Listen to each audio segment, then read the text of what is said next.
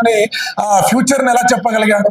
ఎక్కడో గొర్రెలు కాసుకుంటున్నటువంటి ఒక దావీదు గారిని ఇశ్రాయేలుగా రాజుగా చేసి 40 సంవత్సరాలు నిలబెట్టి మరి పరిపాలిస్తున్నాడు. అతని గురించి సాక్ష్యం ఇస్తున్నాడు.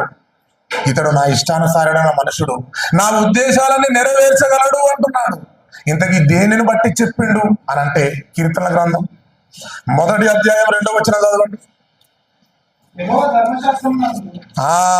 యెహోవా ధర్మశాస్త్రమునందు ఆనందించుచు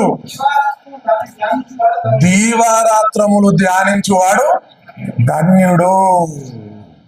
యెహోవా ధర్మశాస్త్రాన్ని దీవారాత్రిని ధ్యానించాడు గనకనే దేవుని ఉద్దేశాలను తెలుసుకోగలిగాడు, దేవుని ఇష్టాన్ని తెలుసుకోగలిగాడు.